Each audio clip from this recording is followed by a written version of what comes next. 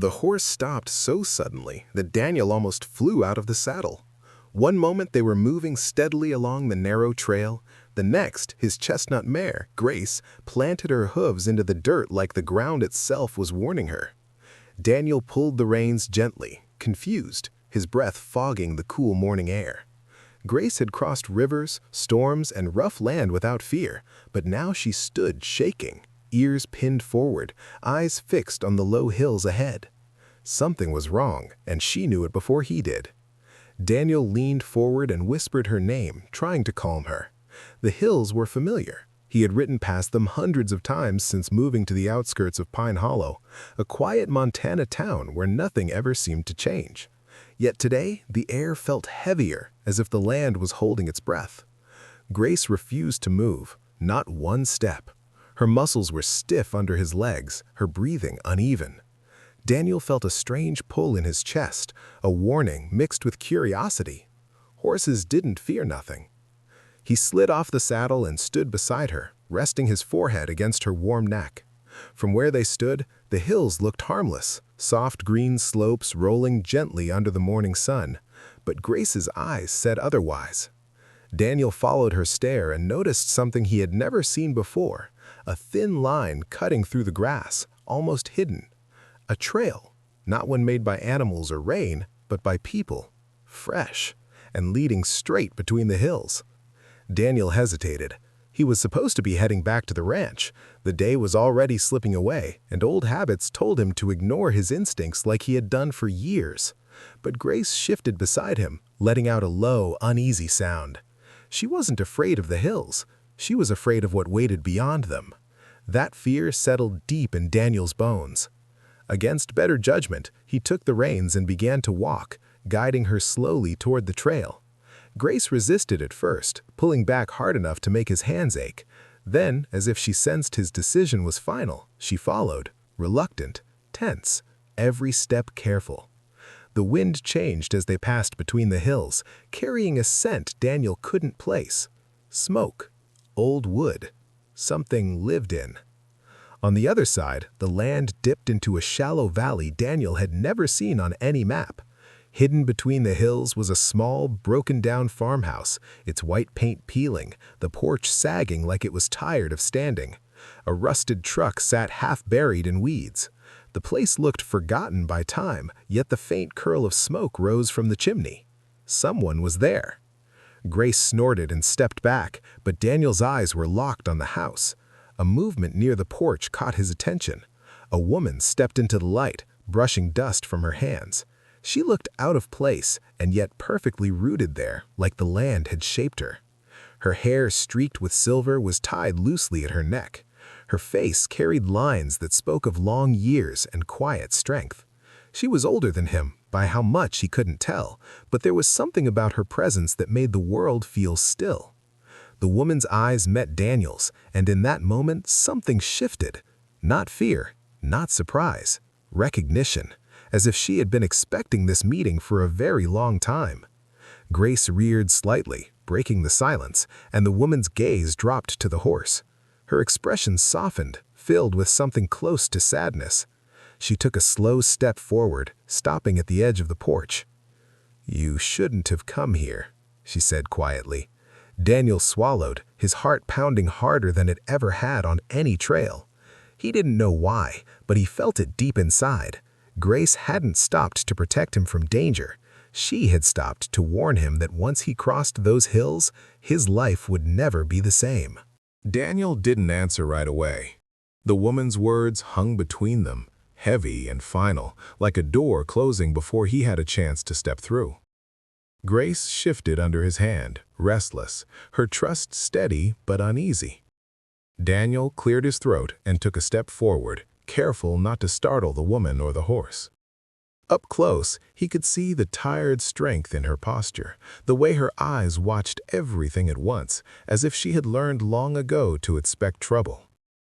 "I didn't know this place existed," Daniel said honestly.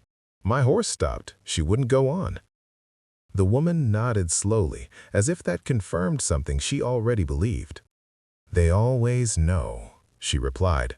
Her voice was calm, but there was a tremor beneath it, a feeling of long-held silence. "I'm Margaret." "Daniel," he said, tipping his hat out of habit. "I live over the ridge, the Carter Ranch." At the sound of his last name, something flickered across her face. Not surprise, something deeper. Pain, maybe, or memory. She looked away for a moment, toward the hills that hid her from the rest of the world. "I figured someone would wander in one day. Just didn't think it would be today." Daniel followed her gaze. The valley felt sealed off, protected, but also trapped. "Why hide out here?" Daniel asked. "People in town, they say no one lives past these hills." Margaret gave a small, humorless smile. "People say a lot of things to make themselves feel safe." She turned and walked toward the porch. After a brief pause, she glanced back at him. "You might as well come up. Standing there won't change what you've already seen." Daniel hesitated only a second before tying Grace to the porch rail. The horse didn't like it, pawing at the ground, but she stayed. That alone told Daniel this place carried more meaning than danger. The porch creaked under his boots as he followed Margaret inside. The house smelled of old wood and coffee. Simple furniture filled the room, worn but clean. On the far wall hung framed photographs, old ones, horses, ranch land, and then a picture that made Daniel stop breathing. It was his father, younger, smiling, his arm wrapped around a woman who looked strikingly like Margaret, only years younger. The room seemed to tilt as Daniel stared. His father had been dead for 15 years. He had never spoken of this place, never mentioned her. Margaret watched him from the doorway. "You weren't meant to see that," she said softly. "Not like this." Daniel turned slowly, his heart pounding. "You knew my father." "She loved your father," she said, the words steady but heavy, "long before he became the man you knew." The silence that followed was thick and aching. Daniel's mind raced, memories rearranging themselves. His father's long trips, his quiet moods, the way he never spoke about certain years. "Why didn't he tell me?" Daniel asked, his voice low. "Because some truths don't set you free. They only break what little peace you built." She moved to the window, looking out at Grace. "He left to protect you, to protect me. This place, it's where mistakes were buried." Daniel felt anger rise, sharp and confusing. "I deserved to know." Margaret turned back to him, her eyes shining with emotion she had held back for decades. "And I deserved to be forgotten. That was the price." Their eyes met, and something unspoken passed between them. Grief, connection, and a pull neither of them expected. Daniel realized then that Grace hadn't brought him here by accident. She had brought him to the truth his father never had the courage to face. Outside, the wind picked up, whispering through the valley like a warning. Daniel didn't know yet what he was meant to do with what he'd discovered. But one thing was clear. Leaving would be far harder than coming in. Daniel stayed longer than he meant to. The hours slipped by quietly, marked only by the slow movement of light across the wooden floor and the sound of the wind brushing the valley. Margaret made coffee, her hands steady, practiced, as if routine was the only thing keeping her grounded. They talked in pieces at first, small, careful words, like stepping across thin ice. She told him about the years after his father left, how the world shrank to this valley, how silence became easier than explaining a story no one wanted to hear. Daniel listened, his emotions tangled. Anger rose and fell, but beneath it was something else, understanding. His father hadn't been a villain. He had been a man caught between love and duty, and he chose the life he thought would cause the least harm. That choice, Daniel now realized, had only spread the pain out over time. When Daniel finally stood to leave, the sun was low, painting the hills in soft gold. Grace shifted outside, sensing the change. Daniel paused near the door, unsure of what to say. Margaret stood a few steps away, her expression guarded but tired. "I don't know what I'm supposed to do with this," Daniel admitted. "With you, with what I know now." Margaret nodded. "You don't have to decide today," she said gently. "Some things take time to settle." He hesitated, then spoke the thought that had been sitting heavy in his chest. "You don't deserve to be hidden away like this." A faint sadness crossed her face. "I chose this," she replied. "After your father died, it felt easier to disappear than to explain why my heart was still waiting." Daniel felt that pull again, stronger now, confusing and undeniable. It wasn't just sympathy, it was connection, deep, quiet, and dangerous. He stepped closer, close enough to see the fine lines around her eyes, the strength that years hadn't taken away. "I'll come back," he said, surprising himself. Margaret searched his face as if weighing hope against fear. "You shouldn't," she said softly. "People will talk." "People always do," Daniel answered. "This isn't about them." That night, sleep didn't come easily. Daniel lay awake, staring at the ceiling of his ranch house, his father's photograph burning in his mind.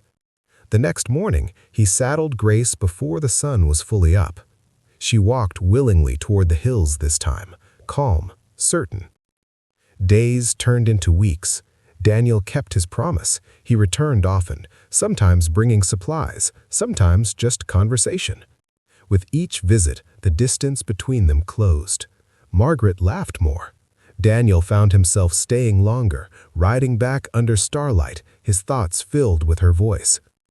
The age between them lingered like an unspoken rule, but the connection grew stronger than doubt. They spoke of loss, of choices, of the years that shaped them.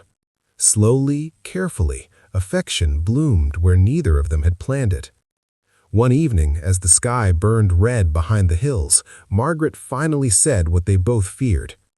"This can't last forever." Daniel met her gaze, steady.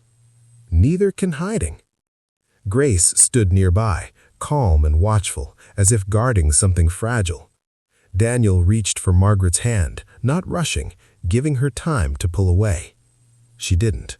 Her grip was warm, trembling slightly. In that moment, Daniel understood the truth his father never faced. Some loves aren't mistakes, they're just difficult. And difficult didn't mean impossible. The valley could not keep its secrets forever. Word spread quietly at first, like a rumor carried on the wind. A truck seen near the hills, supplies going missing from town shelves. A familiar horse trail worn deeper than it had been in years. Daniel felt the shift before anyone said a word to him. Pine Hollow had a way of watching without speaking. Margaret noticed it too. She grew quieter, her smiles more careful. One afternoon, as Daniel helped repair a broken fence near the house, she finally spoke the fear they had both been avoiding. "This is where it ends," she said softly. "I won't let you lose your place in that town because of me." Daniel straightened, his hands still on the wood. "I'm not a boy hiding behind a name anymore," he replied, "and you're not a secret to be ashamed of." She shook her head. "They won't see it that way. They'll see the years. They'll see what they want to see."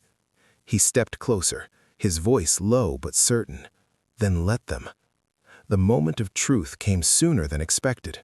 One evening, Daniel rode back through town with Margaret beside him in the passenger seat of his truck. Heads turned, conversations stopped. The silence was sharp, cutting, but Daniel kept his eyes forward. His heart raced, not with fear, but with relief. Hiding had been heavier than facing the world. At the edge of town, Daniel parked and stepped out. A few familiar faces gathered, cautious but curious. He spoke before anyone else could.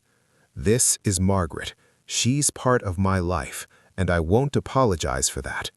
The words hung in the air. Some looks hardened, others softened. Not everyone understood, but understanding was never the goal. Truth was. Later that night, back in the valley, Margaret stood on the porch, watching the stars. "You didn't have to do that," she said softly. "Yes, I did," Daniel answered, "for both of us." She turned to him then, tears shining but unashamed. "Your father loved me. but he didn't have your courage." Daniel took her hands gently. "He gave me grace," he said. "Maybe this was his way of leading me here." As if on cue, the horse lifted her head and let out a soft breath, calm and steady. The hills no longer felt like a barrier. They felt like protection, a place where truth waited patiently to be found. In the quiet that followed, Daniel understood what Grace had known from the start. Some paths aren't meant to be avoided. They're meant to be faced, even when they change everything. And as the valley settled into silence, Daniel and Margaret stood together, no longer hidden, no longer afraid, ready to live the life that had once been denied to them both.